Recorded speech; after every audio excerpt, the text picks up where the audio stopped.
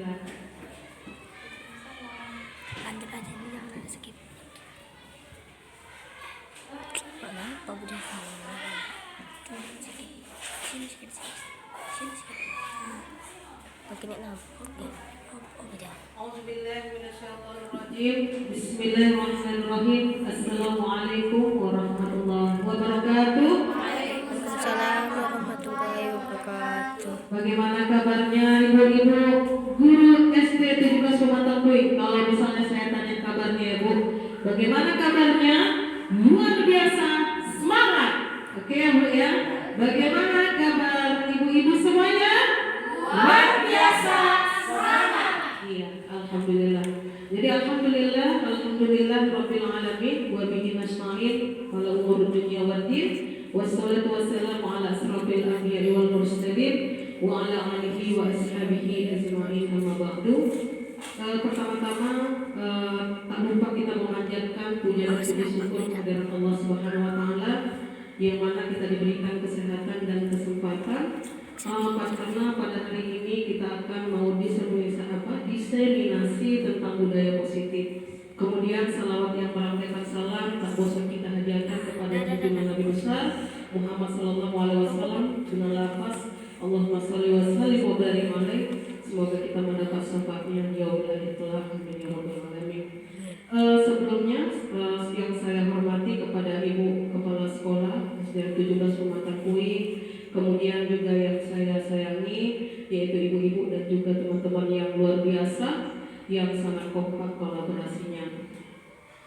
Baik ibu-ibu, sebelum kita mau ke budaya positif, di sini biar supaya lebih semangat, coba dulu ibu berdiri semuanya, berpasangan ya bu ya.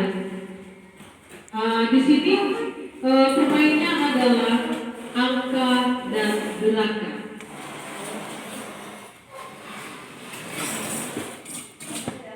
Udah ya? Oke, pas. Iya. Baik ibu. Nah, angka dan gerakan apabila nanti saya bilang satu. Ingat, satu. Kalau punya saya bilang angka dua tos dua. Oke. Kemudian angka tiga diputar. Tiga.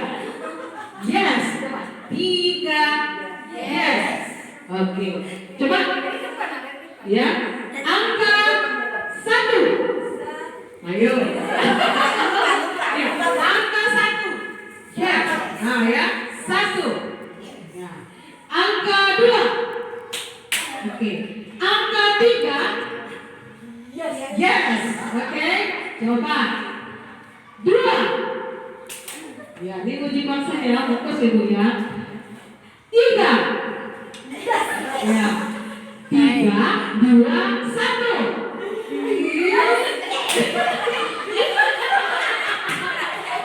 Sekali lagi. Dua, satu, tiga. Iya, oke, tepuk tangan semuanya. Alhamdulillah ya. Ibu-ibu semuanya sekali ya. Nah, ini namanya angka dan gerakan, bisa diterapkan kepada anak-anak didik kita agar lebih semangat untuk belajarnya. Nah, di sini saya akan memaparkan tentang mengenai budaya positif. Tapi ini karena bertepatan yang sebelumnya saya ceritakan, ini adalah tugas CGP Angkatan 9 yang mana kami sudah menjalani yang namanya modul 1.4, yaitu tentang mengenai budaya positif. Jadi sudah kita jalani budaya positif itu, dan disinilah saya akan menerangkan tentang budaya positif itu bagaimana.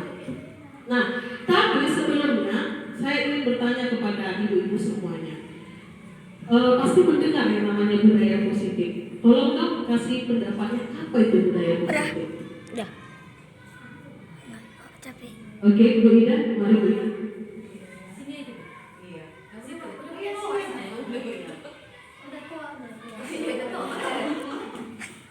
Oke Bu, di sini menurut saya budaya positif. Kita cernai dulu dari katanya ya Bu. Budaya itu biasanya adalah kebiasaan. Positif Jadi di sini dapat kita simpulkan budaya positif itu adalah kebiasaan yang baik, Bu. Itu menurut saya. Terima kasih ya Bu Ida ya. Budaya positif itu tadi yang dikatakan Bu Ida itu adalah merupakan satu kebiasaan yang baik yang akan kita terapkan di sekolah. Ada juga teman-teman yang lain mau menanggapi budaya positif?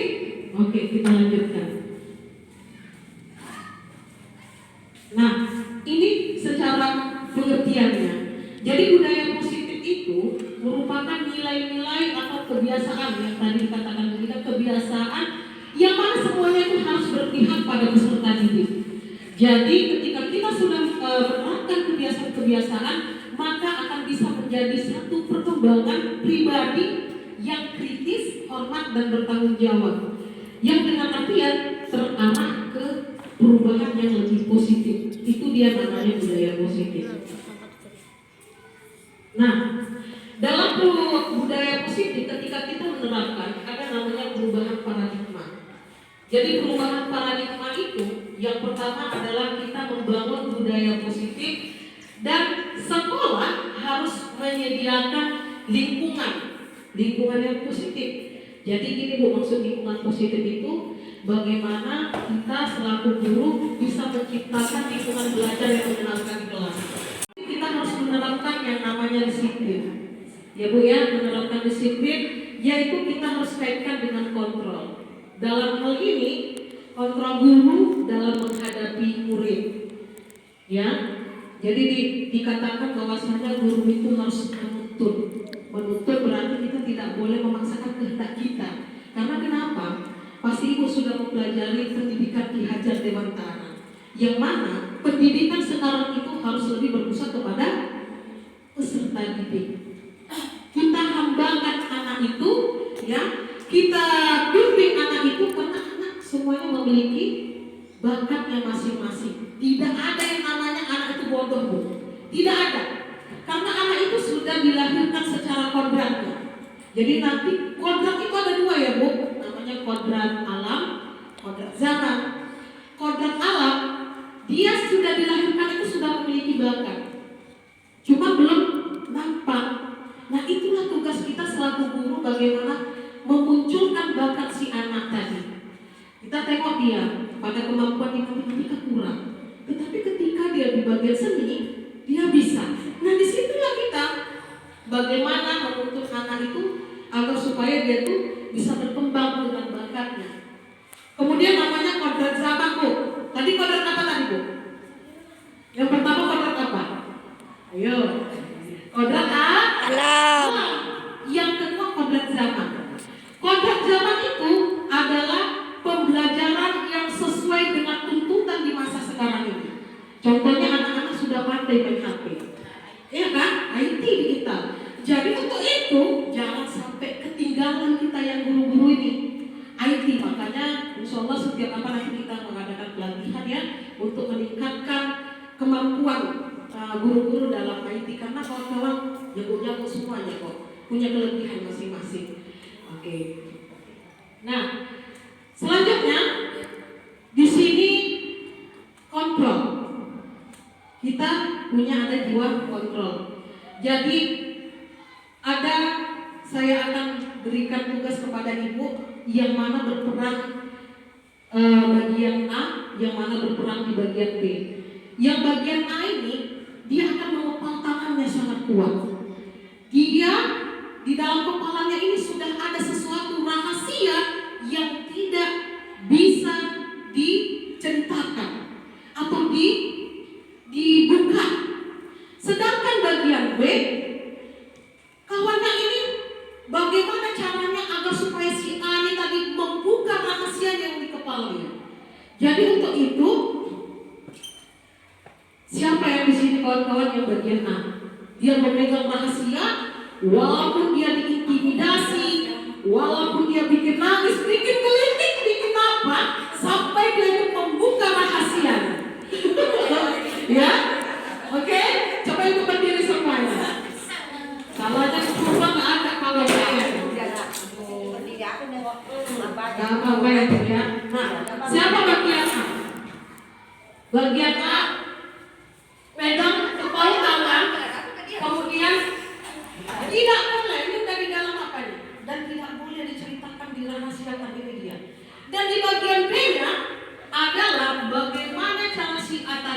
membuka kepalanya. Oke, kita mulai. Kita kasih 30 detik mulai dari sekarang. Oke? Iya. Diusahakan. Diusahakan. Ya. Ini permainan kecil, permainan masa kecil.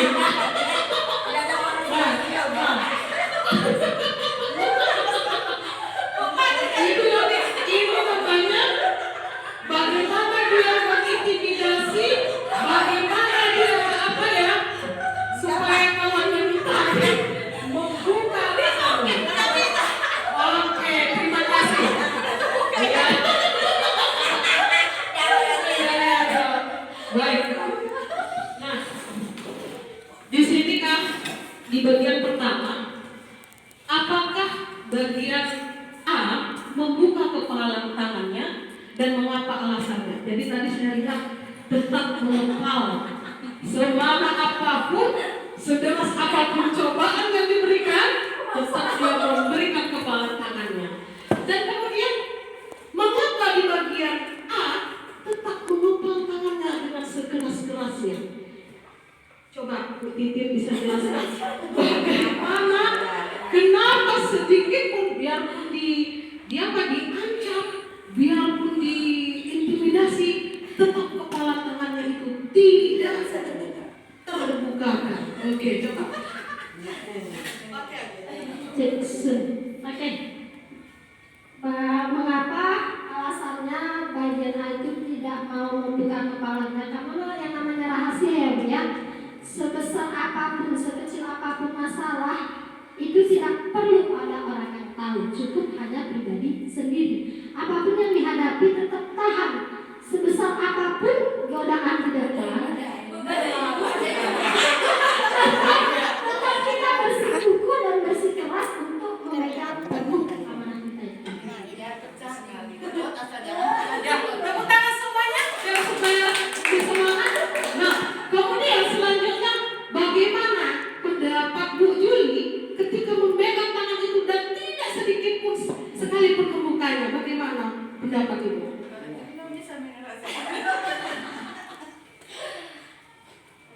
Berdiri aja, Bu.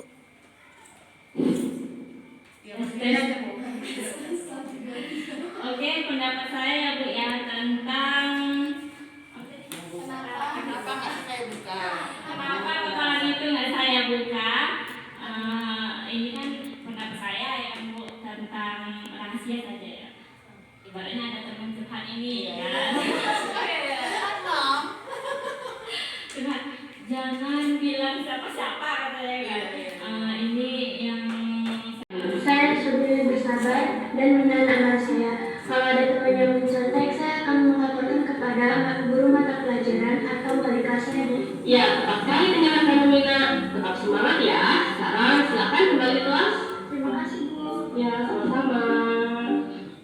Mulai dari ketua kelas katanya kamu. Nah, itulah dia contoh dalam penerapan segitiga restitusi. Jadi tak ada yang namanya sistem lagi, mereka ya Bu ya. Iya, itu tidak juga kepada Ibu, saya begitu juga. Karena pun kalau sudah lihat namanya, merepet juga. Di sinilah kita harus sama-sama belajar.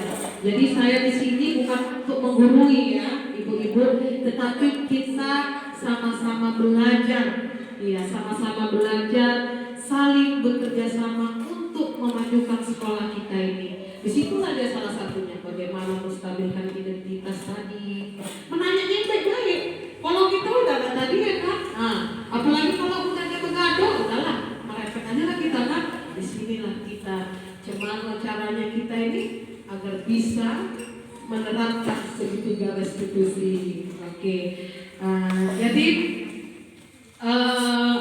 sudah saya jelaskan lah ya Bu ya, mudah-mudahan dari penerapan budaya positif ini walaupun tidak secara keseluruhannya tetapi secara bertahap-tahap lah kita akan melaksanakannya dari mulai yang kecil saja, iya kan?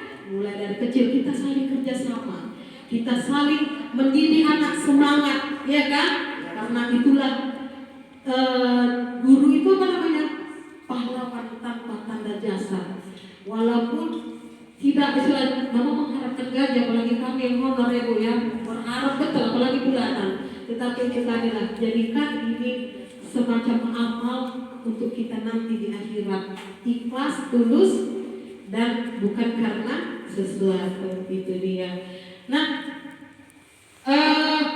bisa saya kembalikan kepada moderator, atau ada pertanyaan-pertanyaan atau diskusi lah ya, bagi teman-teman yang lain bisa kita saling apa. Oke, Bu Erin. Terima kasih atas waktunya. Bagi kawan-kawan yang ingin mau tanya jawab, silakan. Terima kasih kami ucapkan kepada Ibu narasumber yang telah memberikan ilmunya untuk kita semua. Karena kita masuki sesi tanya jawab untuk ibu-ibu yang mau bertanya, dipersilahkan. Ada ibu-ibu yang mau nanya? Ibu-ibu yang paling tua, ada pertanyaan? Gak apa-apa kita saling sharing. Pas. Udah pas. Ada Boleh, semangatnya. sama-sama kita saling berpendapat. Izin Bu, bertanya Bu. Apa lagi Jadi gini ya kan Bu, kan kalau sudah marah itu berarti kan susah nih mengendalikan emosi. Jadi apakah ada gitu solusi dari Bu agar guru-guru ini nggak emosi gitu walaupun anak itu bersalah gitu Bu? Nah, solusi lah Bu. Cara buat yang sabar itu juga. Iya, kita sendiri. Kontrol aja juga. Kontrol sendiri ya. Inilah salah satu yang harus memang betul kita lewati apabila kita mengendalikan emosi pada diri kita, apalagi memang melakukan anak ya kan. Tinggal lagi itu tergantung pada diri kita bawa suasananya bagaimana. Misalnya mudah-mudahan cerut-cerut kali di otak kita nih, ya, tak mungkin kita memarahi anak tuh secara individu ya kan. Misalnya dia timbul nanti rasa dia kayak macam jadi timbul rasa benci ya kan, dan kita yang bagaimana pandai-pandai kita membuat suasana pembelajaran itu lebih apa. Misalnya kita ajak nyanyi sama-sama, kita suka nih menyanyi, kita ya ayo nak nyanyi kita, misalnya salah satu. Kemudian yang kedua tadi kan membuat games ya, ini misalnya di dalam kelas. Tetapi apabila secara individu, misalnya Bu Ida memanggil, tapi tidak ada yang lain, ibarat semacam bimbingan konseling, apa itu namanya, face to face ya, gitu ya, apa namanya itu, cakap empat mata, ya kan, disitulah kita meminta membagi seri, kemudian mengapa dia melakukan itu. Itulah tadi harus kita terapkan segitiga restitusi tadi. Jadi bisa juga nanti Bu Ida kalau misalnya kurang paham, banyak di tutorial YouTube itu tentang penerapan budaya positif di bagian segitiga restitusi. Di situ kita belajar. Jadi Bu Ida belajar, saya pun belajar juga bagaimana cara kita mengendalikan anak kita yang ketika udah level apa namanya itu, level tinggi ya kan, level terakhir itu pasti ada. Di dalam normal itu pasti ada kita dapat. Itulah bagaimana kita ini seorang guru harus jadi konseling juga ya kan, melakukan pendekatan juga. Itu tadi dibilang Bu Eni, jadilah sebagai seorang teman ya kan. Memang kadang Bu Eni kalau dijadikan teman, kadang dianggapnya apa juga, pun juga awal ya kan. Oh beres katanya kan. Karena ibarat cara memanggil antara yang lebih tua itu kan beda ya kan. Nah, jadi kadang selalu saya bilang, nah kita tuh ada tempatnya ya, ada penempatannya. Ketika di luar kelas bolehlah kita saling kita bercanda, tetapi ketika pada saat pembelajaran serius, disitulah pandai-pandai kita menempatkan seperti itu. Ada teman-teman yang lain bisa menanggapi dari yang dipertanyakan Bu Ida, bagaimana sih cara kita agar supaya mengendalikan emosi kita. Bu Titin bisa? Itulah istighfar. Itulah makanya pantai lah. Inilah kunci kita. Bu Purba bagaimana? Kayaknya Purba yang agak-agak adem aja gitu. Saya rasakan senang karena bisa menambah ilmu untuk diri saya sendiri. Yang kedua,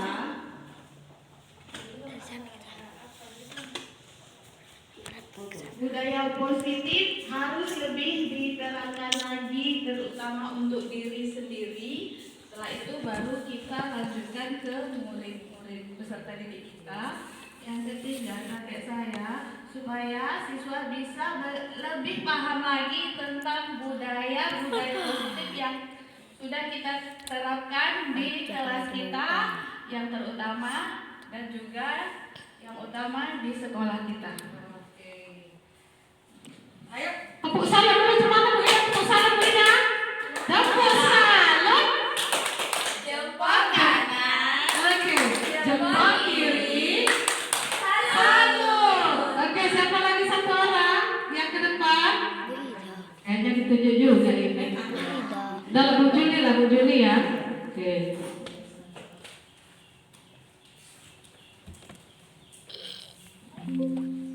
Belum.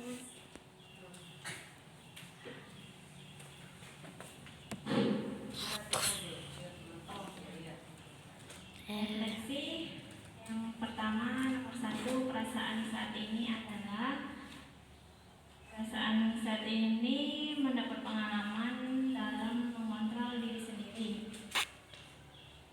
Yang kedua,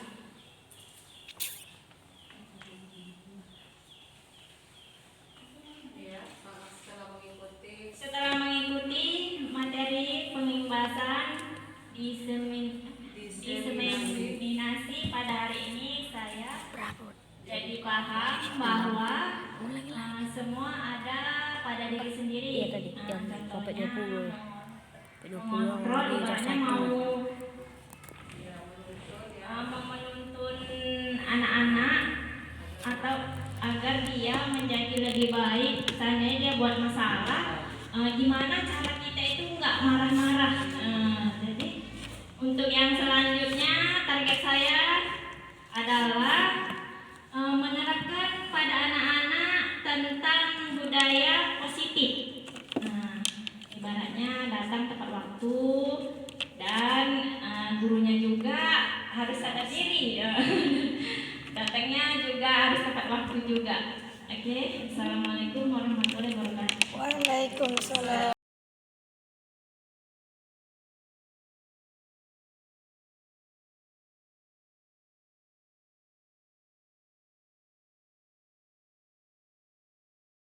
Assalamualaikum warahmatullahi wabarakatuh.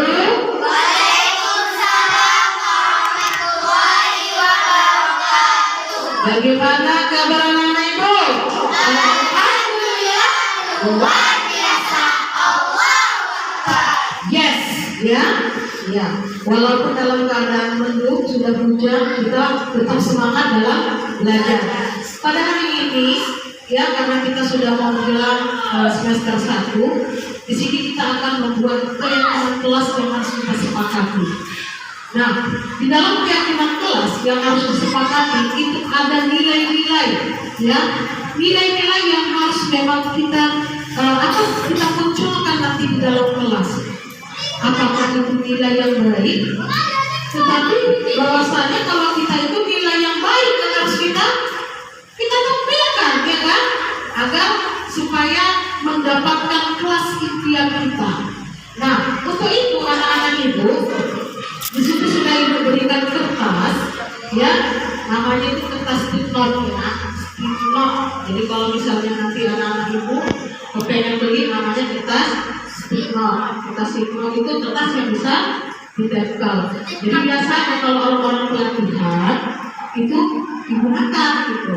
Yang mana kertas itu bisa mencurahkan pendapat kalian tentang materi yang diberikan. Itu biasanya seperti itu kertas tipnote apabila digunakan.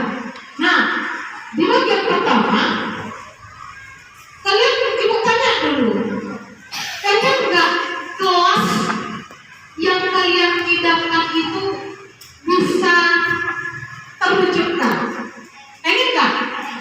Pengen. Salah satunya bagaimana? Ayo, kelas yang benar, suasananya menyenangkan. Kelas yang bersih. Kalau kelas yang bersih gimana rasa hati? Sedap nggak belajarnya? Sedap kan? Nah, untuk itu agar supaya bersih apa yang harus kita lakukan? Apa yang harus kita lakukan? Membersihkan kelas kita. Jadi kalau kita bersih kelas kita, maka belajar kita menjadi nyaman.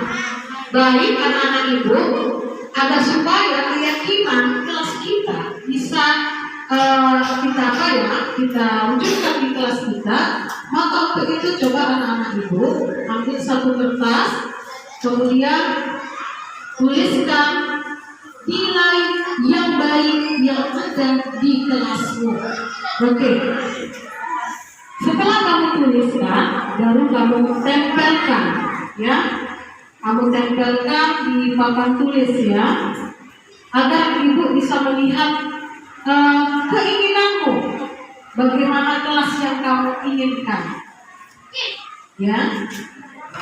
Boleh ke depan, tempelkan, tempelkan, ya. Oke, boleh tempelkan saya, tempelkan, ya. Oke, tempelkan. Nggak apa-apa. Kalau sudah terlanjur, jangan sempat berbalik, ya. Yang mana itu tempat tempelannya belakang. Jadi biar apa? Bisa? Orang? Ya, tempelkan. Rumuskan saya. Oke. Ya. Kalau misalnya salah, nggak apa-apa, nanti biar ibu kasih lagi yang mana. Yang aku ya sayangnya. Boleh ya? Oke. Nggak apa-apa, Melek. Ya. Ya. Yang boleh kasih pendapatmu tentang kelas, nilai yang baik dalam kelas itu bagaimana? Sudah? Iya.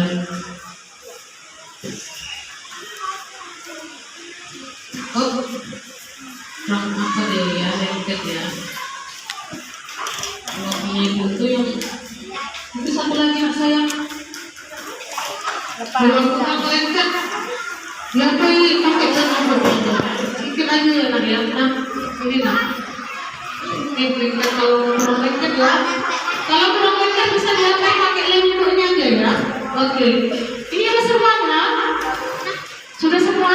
Siap?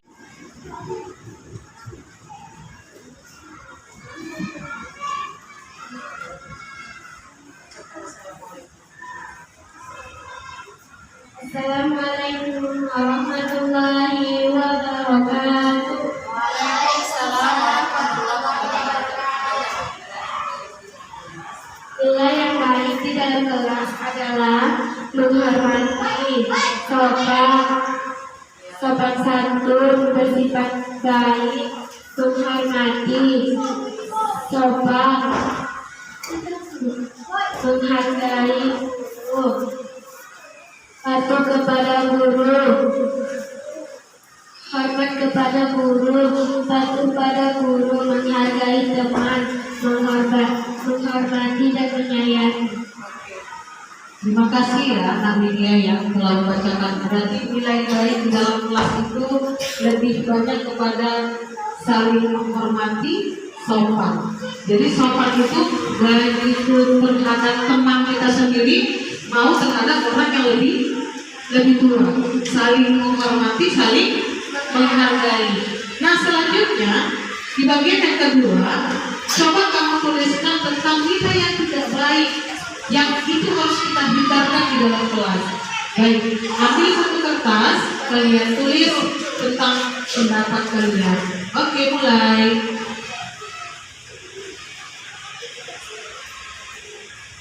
Banyak ya nilai yang tidak apa tuh, saling caci-caci, kemudian ya. Nah, apalagi itu tidak mengerjakan. Ini langsung amat banyak sekali.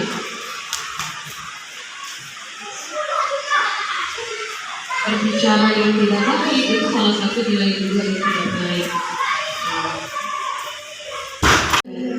Salah satu contohnya misalnya pemberian, dikasih sesuatu, kita hargai kan? Kita hargai, kita terima. Jadi teman kita itu pun akan timbul rasa sayang kepada kita. Kemudian yang keempat, melaksanakan tugas hingga berarti harus ada tanggung jawab. Yang kelima apa tuh? Datang tepat waktu. Itu tidak boleh terlambat. Yang keenam, mengerjakan tugas-tugas yang diberikan oleh guru, termasuk tugas pekerjaan PR itu ya, nilai tambahan kalian biar masuk, biar dapat. Oke ya, ini dari kalau keyakinan kelas yang kita sepakati. Mudah-mudahan anak-anak itu semua yang ada di sini bisa menjalankannya amanah ya. Amanah apa itu? Dapat dipercaya. Masya Allah, tabarakallah. Baik, ibu akhiri ya. Wabillahi taufiq wal hidayah. Assalamualaikum warahmatullahi wabarakatuh.